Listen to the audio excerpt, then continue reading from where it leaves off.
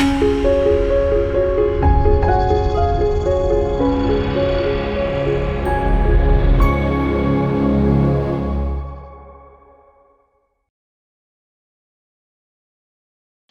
మాత్రం. నేను మీ journalist Navata. Welcome to our voice. ప్రముఖ ఆధ్యాత్మిక ప్రవచనకర్త మరియు భాగేశ్వర్ ధామ్ పీఠాధిపతి అయిన పండిట్ ధీరేంద్ర కృష్ణ శాస్త్రి భాగేశ్వర్ బాబా హిందువులను ఏకం చేసే లక్ష్యంతో సనాతన హిందూ ఏక్తా పాదయాత్ర పేరుతో దేశవ్యాప్తంగా పలు రాష్ట్రాల్లో పాదయాత్ర చేస్తున్నారు. ఇది అందరికీ తెలిసిందే. ఉత్తరప్రదేశ్లో పాదయాత్ర చేస్తున్న సందర్భంగా టీవీ9 వార్తా ఛానల్కు ఒక ఇంటర్వ్యూ ఇచ్చారు. దాంట్లో కొన్ని ముఖ్యమైన విషయాలు చెప్తా చూడండి. టీవీ9 యాంకర్ అడిగింది, ఆధ్యాత్మిక మార్గంలో మీ పార్టీ ఆధ్యాత్మికత మరియు దేశం కోసం పనిచేస్తుందని మీరు అంటున్నారు. అయితే మీరు హిందువులను ఏకం చేసే నెపంతో బీజేపీకి లాభం చేకూరుస్తున్నారని చాలా మంది రాజకీయ నిపుణులు నమ్ముతున్నారు. ఎందుకంటే హిందువులు ఏకమైతే ఇతర ప్రతిపక్ష పార్టీలు మాట్లాడే ఎంవై అంటే ముస్లిం యాదవ్ లేదా పీడీఏ అంటే పిచడి, దళిత, అల్పసంఖ్యాక వంటి సమీకరణాలు పూర్తిగా ధ్వంసమైపోతాయి. అంటే దీనికి బాబాజీ ఇచ్చిన సమాధానం. మరి మిగతా పార్టీలలో హిందువులు లేరా? అప్పుడు యాంకర్ అడిగింది, ఉన్నారు, కానీ సమీకరణాల గురించి మాట్లాడితే హిందువులు ఏకమైతే వారు పూర్తిగా బీజేపీ వైపు మొగ్గు చూపుతారని రాజకీయ నిపుణుల అభిప్రాయం. దీనికి వారు చెప్పిన సమాధానం, రాజకీయ నిపుణులు ఏమైనా అనుకోవచ్చు, అది వాతావరణ అంచనా లాంటిది, మారుతూ ఉంటుంది. కానీ నేను మిమ్మల్ని ఒక్కటే అడుగుతున్నాను, హిందువులు ఏకం కావడం వల్ల ఏ రాజకీయ పార్టీకి లాభం జరుగుతుందో, ఏ పార్టీకి నష్టం జరుగుతుందో మాకు తెలియదు. కానీ ఈ దేశంలోని ప్రతి పార్టీలోనూ హిందువులు ఉన్నారని గట్టిగా చెప్పగలం. మరియు వారు తమ తమ పార్టీల పట్ల చాలా కట్టుబడి ఉన్నారు. మాది ఒక ప్రత్యేకమైన భావజాలం. మా భావజాలంతో ఎవరైనా ఏకీభవిస్తే మీరు కూడా ఒక పార్టీని స్థాపించుకోండి, మీకు కూడా లాభం జరుగుతుంది అని. గొంతులో తీవ్రత. మేము ఎవరికి నష్టం చేయడానికో లాభం చేకూర్చడానికో ఇది చేయడం లేదు. మాకు ఆ ఆలోచన లేదు. మేము కేవలం ఈ దేశంలో హిందువులపై జరుగుతున్న అన్యాయాల పట్ల వారిని మేల్కొల్పుతున్నాము. నిద్రపోతున్న హిందువులను, తగ్గిపోతున్న హిందూ జనాభాను మేల్కొల్పుతున్నాము. సెక్యులరిజం పేరుతో, భాషా భేదాల పేరుతో, ప్రాంతీయ భేదాల పేరుతో విడిపోయిన హిందువులను మేల్కొల్పుతున్నాము.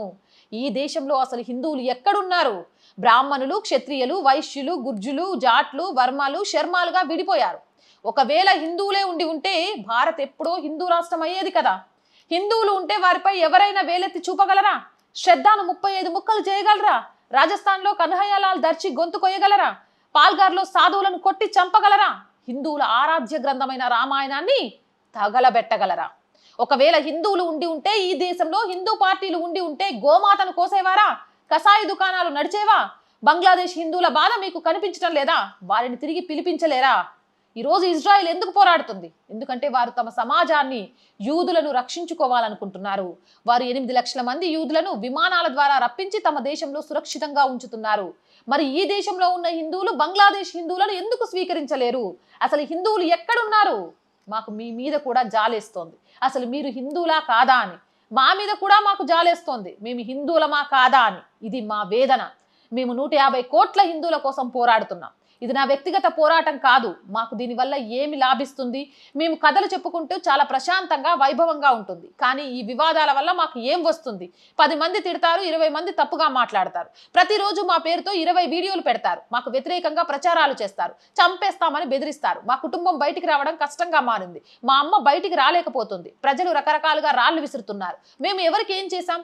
ఇక్కడ ఏమైనా ఎన్నికలు జరుగుతున్నాయా? లేదా బీజేపీ ఇక్కడి నుంచి పోటీ చేస్తుందా? ప్రస్తుతం యూపీలో ఎన్నికలు లేవు కదా, కానీ మేము యాత్రలు చేస్తున్నాం. ఈ సంవత్సరం కూడా చేస్తున్నాం.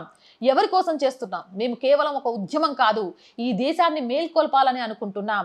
ఈ రోజు కాకపోతే రేపు పశ్చాత్తాపడతారు. ఈ రోజు మీరు అర్థం చేసుకోకపోతే రేపు బాధపడతారు. బంగ్లాదేశ్లో కూడా హిందువులు చాలా సంపన్నంగా ఉండేవారు. అక్కడ కూడా పాత్రికేయులు, పోలీసులు, ఐటీ సెల్ ప్రజలు ఉండేవారు.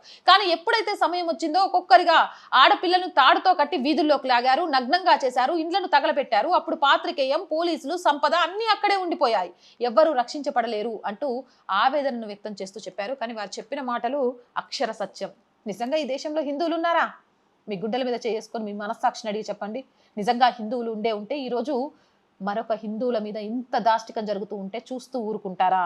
మీ సమాధానం కోసం కామెంట్ సెక్షన్లో చూస్తూ ఉంటాను. జై హింద్, జై భారత్. అండ్ మోర్ వీడియోస్ కోసం R group of channels, R voice, R political, R Sanskriti 3 ఛానల్స్ని వెంటనే సబ్స్క్రైబ్ చేయండి. కంటెంట్ బాగుంది అనిపిస్తే లైక్ చేయండి, షేర్ చేయండి. ఆర్థికంగా ఆర్ వాయిస్కి చేయూతనందించండి. ఆర్థికంగా సపోర్ట్ చేయాలి అంటే సబ్స్క్రిప్షన్ పక్కనే జాయిన్ అనే బటన్ ఉంది. 1 to 5 లెవెల్స్ ఉన్నాయి. ఏదో ఒక లెవెల్లో సపోర్ట్ చేయండి. లేదా స్క్రీన్ మీద గూగుల్ పే, ఫోన్పేతో పాటు అకౌంట్ డీటెయిల్స్ ఉన్నాయి. మీకు తోచిన సహాయాన్ని అందించండి. వ్యాపార ప్రకటనల కోసం 8328 500 576 నెంబర్ని సంప్రదించండి. జై హింద్, జై భారత్.